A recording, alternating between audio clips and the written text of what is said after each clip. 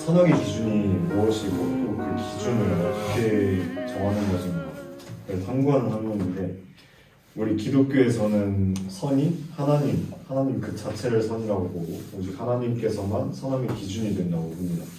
하지만 이슬람교에서는 선을 좀 다르게 보는데, 알라 자체가 선하다고 보는 것이 아니라 알라가 선하다고 인정하는 것이 선함의 기준이 됩니다. 그래서 그 점은 기독교와는 다르고, 우리도 모르는 사이에 세상의 교육에서 시대가 변화하면 윤리의 기준도 변화한다고 학교에서 이렇게 배웠었죠. 근데 기독교 세계관에서는 이게 잘못된 것입니다. 반드시 기독교 세계관으로 판단하는 것이 아니더라도 그냥 세상적인 사람들의 관점으로 보았을 때 역사를 잘 살펴보면 언제나 보편적인 도덕률이라는 게 있었던 것 같아요. 살인, 도둑질, 거짓말, 간음, 탐욕, 불효, 비겁함, 이런 것들이 언제 어디서나 비도덕적인 것이라고 비판을 해왔었는데, 이런 것들을 보면 굳이 기독교 세계관을 얘기하면서 논하면서 말하지 않더라도 이 세상에도 보편적인 도덕률이 있지 않을까 한 번쯤 생각해 볼 수 있는 것들인 것 같습니다. 굳이 이런 게 또 아니더라도 각자 개개인의 모습을 보면 자신의 모습을 보더라도 보편적인 도덕률이 있다는 걸 알 수 있는데, 저번에 제가 말씀드린 것처럼 마음의 양심이 누구에게나 있고, 또 때로 자기가 어떤 실수를 했을 때, 잘못을 했을 때 나도 모르게 핑계거리를 찾게 되는 모습을 발견하게 되는데, 예를 들어서 기독교가 아닌 사람들도 자기가 피곤하다는 이유로 다른 사람들한테 말을 함부로 하고 했다는 이유로 죄책감을 느낄 때, 그때 나는 피곤했으니까 그냥 그렇게 말을 함부로 했던 것일 뿐이야 라고 핑계거리를 찾는 모습을 볼 수 있는데, 아무도 그 사람을 비판한 적이 없단 말이에요. 이렇게 막 피곤할 때 다른 사람들한테 말을 함부로 하는 것은 잘못된 것이다 라고 얘기한 적도 없는데, 사람들은 보통 이렇게 이것이 잘못된 행동이다 라고 판단할 때는 이런 핑계거리를 찾게 되는 모습들을 보면 보편적인 도덕률이 있지 않을까 라는 생각을 할 수 있을 것 같습니다. 기독교인들은 성경 말씀이라는 이 특별 계시, 도덕의 기준이 있기 때문에 우리에게는 절대 도덕률이 있다고 말할 수 있는 것이 있으나, 비기독교인들은 도덕의 기준이 없죠. 세상에 법이 있기는 하지만 이 법은 수많은 사람들의 그 선함의 기준들을 어느 정도 타협시킨 것이지, 세상의 법 자체가 선악의 기준이 되지는 않습니다. 그리고 방금 말한 것처럼 개개인의 선악의 기준이 각자가 다르죠. 각자가 생각하는 선악의 정도가 다를 것이고, 그래서 갈등이 일어날 수밖에 없는데, 그러면 누구의 도덕적 기준을 따를 것인가 라는 게 문제가 되는데, 그 기준을 정하는 방법은 힘이 센 사람을 따를 수밖에 없어요. 예를 들어서 세상의 법칙에 따라 돈이 많은 사람이 생각하는 선이 더 명확한 거고, 일반 시민들보다는 국회의원, 대통령들이 생각하는 그런 선악의 기준이 더 명확한 거고, 이런 힘의 원리를 따라갈 수밖에 없습니다. 이런 성경 말씀이라는 구체적인 도덕 기준이 없다면. 그래서 세상의 법은 좀 불안정하다고 말할 수 있을 것 같아요. 저는 이 챕터를 읽으면서 느꼈던 것이, 막 뉴스에 보면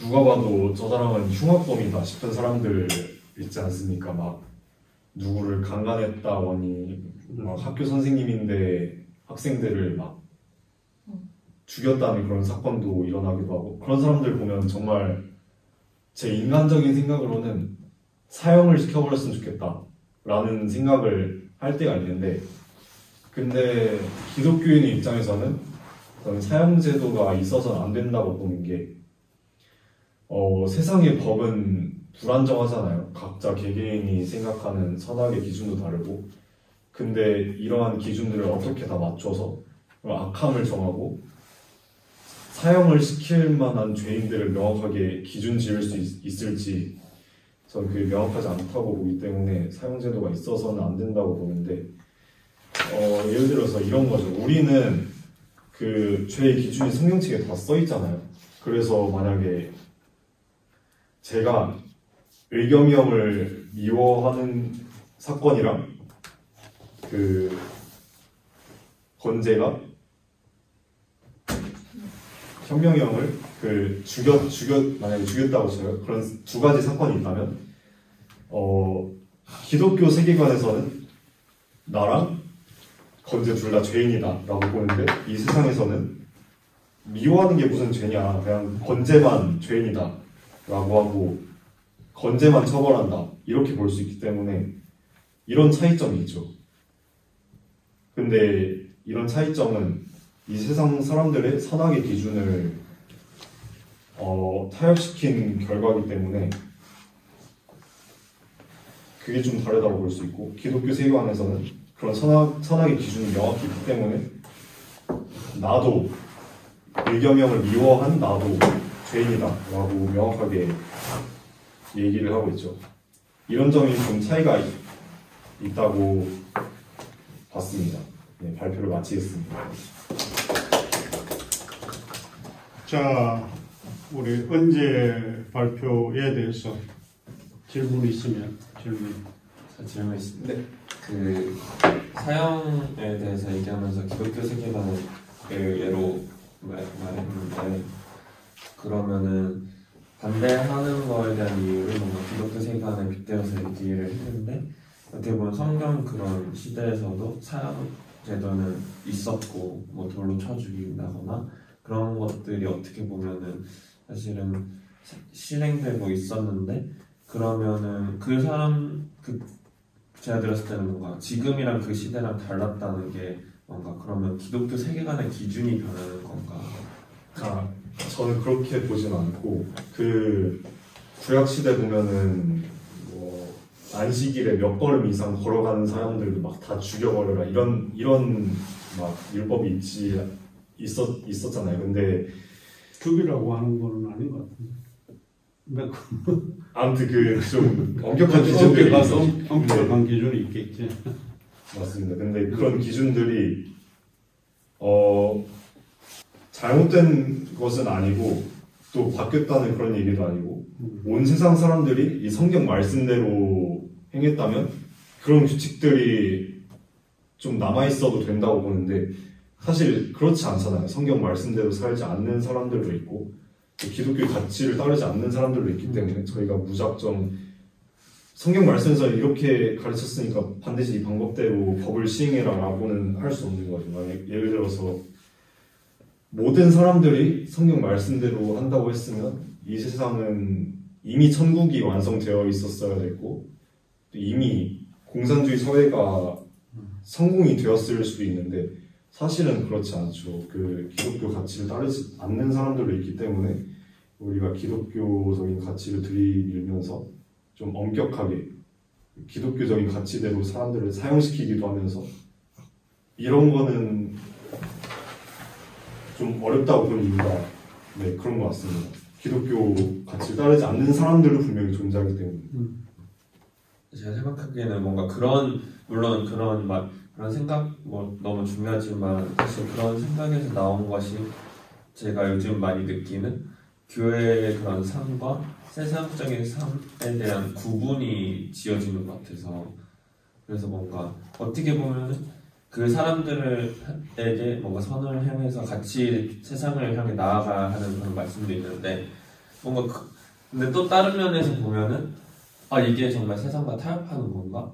라는 생각이 요즘 저는 개인적으로 많이 들어가지고, 그런 초점을 좀 어디다 둬야 하는지, 그러니까 이제 말한 것처럼 뭔가 더 세상을 살아가는 데 있어서 그들과 협력해서 선을 이뤄야 하기 때문에 그들과 세상을 살아가는 데 초점을 둬야 하는지, 아니면 그 세상 가운데서도 내가 정말 이 진리를 통해서 굳게 서겠다, 살짝 이게 어떻게 보면 좀 반대되는 좀 효과가 있잖아요. 그래서 만약에 은재 같았으면 좀 어느 쪽에 더 포커스를 둘 것 같아요. 사실 그 문제가 모든 그리스도인들의 과제이긴 한 것 같아요.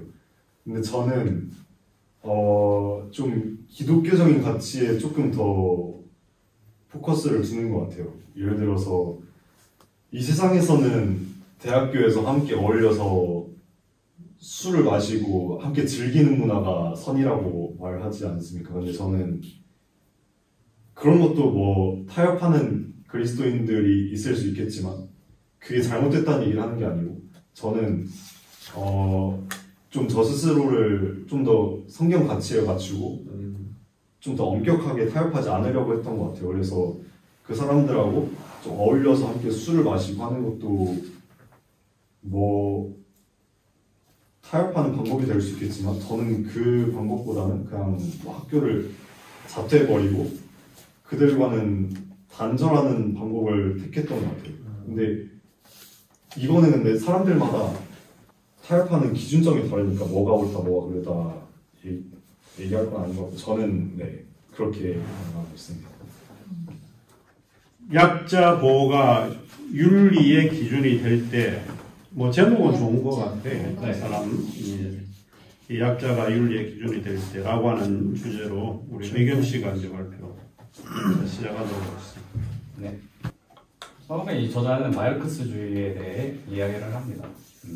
마르크스주의에서 가장 중요한 것이 변증법적 유물론과 계급투쟁이라는 사상인데요. 이 사상이 결국은 트리아드, 이 정반합을 통해서 더 나은 결과로 도출할 것이 목적이다 라고 저자는 말하고 있습니다. 이 트리아드라는 것은 그 헤겔의 변증법 거기서 나온 것인데 이 마르크스가 거기에다가 유물론을 더해가지고 나온 사상이에요. 그러면서 진화론은 이 마르크스는 진화론이 생물만 진화하는 게 아니라 우리의 사회, 우리가 가진 어떤 사상이나 이념 그런 모든 것이 다 진화한다. 생물만 진화, 보통 이제 진화론 하면 사람들은 생물이 진화하는 걸 생각하잖아요. 시조새. 근데 그런 게 아니라 이 사회가 진화하고 있다고 보는 게 이 마르크스주의의 진화론입니다. 그러면서 그 아래에 그 레닌에 대해 말을 하는데 레닌은 이 자본가들이 자신의 이익을 극대화하기 위해서 종교를 사용했대요. 그러면서 그 노동자들을 착취하기 위해서 이 종교라는 수단을 썼다고 봅니다. 이 후르쇼프라는 이 스탈린 뒤로 이어 그 공산당 서기장을 지낸 사람도 자신의 주장을 이와 같이 말을 하는데요. 그 자본가들이 원하는 사회는 노동자들이 원하지 않는 사회. 이거를 저는 저단 선이라고 썼는데 선과 악이라고 썼는데 저는 이거를 사회와 원하는 사회와 원하지 않는 사회 이렇게 이해를 했어요. 자본가들은 자기가 더 많이 파이를 가져가기 원하고 노동자들은 뺏기지 않으려고 원하고 이게 모순되는 결과죠. 그래서 이 두 가지를 모두 만족시키는 것은 없다. 왜냐하면 서로가 서로 양보하면 그냥 좀 내가 너무 양보해줬네 약간 이렇게 되니까 자본가들은 자신들이 100%를 가지고 싶어하고 노동자들은 오히려 자기가 100%를 가지고 싶어하고 그게 선인데 결국은 그런 사회는 없다는 거죠. 그러면서 말하는 게 절대적 조동은 없다 라고 말을 합니다. 그러면 이 주장이랑 모순되게 그 뒤에 바로 뒷장이 156쪽에 노동자를 지지하고 그 프롤레타리아 혁명을 주도하는 것이 절대 선임을 주장을 해요. 그래서 여기서 얘네는 자기 주장이 모순된다는 것을 알고 있을 텐데 왜 이런 주장을 했는지 저는 여기서 약간 의문점이 들었어요. 그러면서 그 아래에 그 조지 오웰의 동물농장을 말하면서 공리주의라는 개념을 등장시킵니다. 공리주의는 제러미 벤담이라는 이 철학자가 주장한 내용인데 최대 다수의 최대 행복이라는 내용이에요. 그러면서 절대 다수를 위한 소수의 희생이 당연시 된다고 봅니다. 그러니까 그 안에서 어떤 불법적이고 악랄한 행위가 이루어져도 그거는 용인할 만하다. 그건 용인하는 것이 마땅하다. 그렇게 봅니다. 그러면서 소련의 공산주의 실험이 실패한 사상이라는 것이 증명되었다는 것을 강제 노동 수용소나 강제적 휴학 이런 소련과 동유럽에서 실패로 끝난 그 실험에 대해서 예를 들면서 말을 합니다. 공산주의는 결국 노동자를 위한, 그러니까 인민을 위한 사상이 아니라 최고 권력자만을 위한 사상이라는 것을 그 저자는 말하고 있어요. 그러면서 저는 여기서 떠오르는 생각이 절대 권력은 불패한다 이런 말이 떠올랐거든요. 소련의 지도자는 절대적 권력을 가지고 있었어요. 그래서 부패하는 것이 아닌가라는 생각이 듭니다. 견제할 수단이 없잖아요. 이 최고 권력자가. 그 후에 이 저자는 포스트 모더니즘에 대해 말을 하면서 메타 너레티브는 없다. 절대 진리는 없다. 그러면서 스몰 내러티브 이것으로 만족한다고 말했는데, 스몰 내러티브는 그 개인적인 경험, 자기만의 이야기 이런 거를 의미한다고 합니다. 그 후로 PC주의라는 것을 말을 하는데요. 이 PC주의는 포스트 모더니즘의 주요 사상인데, 다수한테 억압받는 소수를 해방하자. 참 좋은 취지인데, 이게 이 자기들이 하는 모든 짓이 다 옳다고 주장합니다. 여기서 어떤 불법적인 일을 행해줘도 그거에 다 용인되고 용납되고 자기들만이 선이다. 좀 자기만이 옳다고 주장하는 어폐가 있어요. 그리고 이 포스트 모더니즘하고 네오막시즘이 우리의 기독교적 가치를, 기독교적 사상을 척결하고 바로잡아야 할 대상으로 몰아세우고 있어요. 구시대의 낡은 것이자 적폐로 몰아세우고 공격하고 있습니다. 이거는 하나님을 대적하여 높아진 것이죠. 그래서 우리 기독교인은 인간이 만든 선악에 대한 개념, 이 절대적 노동률이 아닌 상대적 노동률, 그리고 뭐 공리주의나 이 마르크스주의 이런 포스트 모더니즘 같은 인간이 만든 사상이 자신의 삶의 기준이 되는 게 아니라 하나님의 진리의 말씀이 기준이 되어야 한다 라고 저자는 말하고 있습니다. 네, 이상입니다. 그 다음에 이제 그러면 마지막으로 우리 강한서. 네. 3부분 나왔다. 진화론은 과학이 아니다. 이제 진화론에 대해서 이제 네. 우리 한서가 한서. 네. 진화론은 과학이 아니다 라는 주제로 발표 시작하겠습니다. 박수 부탁드리죠. 요즘 학교나 미디어에서 진화론을 마치 진리처럼 가르치고 있다는 거 느끼시나요? 네. 네. 그쵸. 그런데 그 이론은 실제로 하나님을 떠나게 만드는 이론이라고 합니다. 어떤 사람은 하나님을 믿고 싶지 않아서 진화론을 받아들이기도 하고, 또 어떤 사람은 진화론을 배운 뒤에 믿음을 잃기도 합니다. 그런데 저는 오늘 진화론이 왜 과학처럼 보이지만 사실은 과학이 아니고 오히려 형이상학적인 믿음이라는 걸 함께 나눠보고자 합니다. 본론으로 진화론의 과학적 문제점 3가지를 말씀드리려고 하는데요. 첫 번째로 현대 과학은 직접 실험하거나 관찰할 수 있는 것만이 과학이라고 정의합니다. 예를 들어 물이 100도에서 끓는다는 건 실험으로 반복해서 확인할 수 있잖아요. 근데 진화론은 어떻습니까? 수억 년 전에 이를 누가 본 적이 있는 것도 아니고 실험으로 재현한 적도 없습니다. 진화론은 역사와 과학이라는 본주로 실제로 형이상학, 철학이나 신앙의 영역에 더 가깝습니다. 두 번째로 소진화와 대진화를 구분해야 한다고 이 책에서 말하고 있는데요. 소진화는 우유를 많이 내는 소, 털이 더 많은 양 같은 변화를 진화라고 부르기도 하죠. 이거를 소진화라고 부르고요. 하지만 진화론자들이 주장하는 건 원숭이에서 사람으로 같은 건 대진화라고 합니다. 문제는 이 종을 넘는 변화는 관찰된 적도 없고 증거도 없다는 겁니다. 다윈도 종의 기원에서 스스로 증거가 없으면 이론이 무너질 수 있다고 인정했습니다. 예를 들어 시조새를 중간 화석이라고 주장했지만 나중에는 조류로 판명됐습니다. 정말 진화가 일어났다면 각 단계별 중간 화석이 수도 없이 나와야 하는데 그런 건 전혀 없습니다. 저는 이걸 보면서 진화론이 증거에 기반한 이론이라기보다는 그냥 그렇게 믿기로 한 거 아닐까 싶었습니다. 세 번째로 생명의 기원을 설명하지 못합니다. 진화론의 가장 큰 약점은 생명체의 시작, 즉 첫 번째 생명이 어디서 왔는가 하는 문제입니다. 가장 간단한 생명체라도 500개 이상의 단백질과 DNA 정보가 동시에 존재해야 생명이 유지돼야 합니다. 어느 하나만 있어도 생명은 존재할 수 없습니다. 전부 동시에 존재해야 합니다. 진화론이 말하는 자연 발생설은 이런 조건을 충족시키지 못합니다. 밀러 유리 시험도 실제 생명과 무관한 물질만 나왔을 뿐입니다. 또 여기서 제가 느낀 점은 하나님 없이 생명을 설명하라는 모든 시도는 결국 실패한다는 겁니다.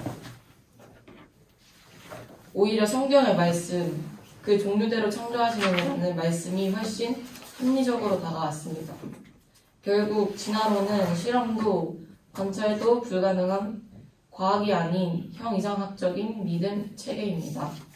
과학의 언어를 쓰지만 사실은 하나님이 없는 세상을 설명하려는 시도이고 믿음 없는 사람들 사이에서 만들어진 대체 종교 같은 거죠. 저는 이 발표를 준비하면서 진화론을 몰랐던 과거의 제 모습이 떠올랐습니다.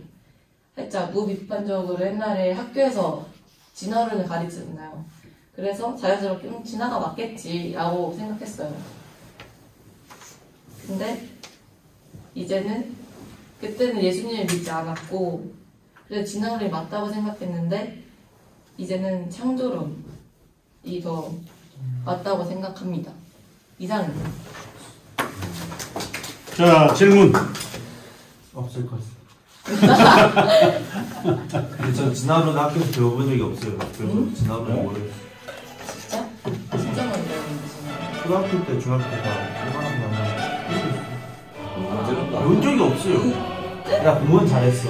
중학교 때까지. 오늘 쇼 뵙지 마치고 다음 주 뵙시다. 마쳤습니다. 고맙습니다.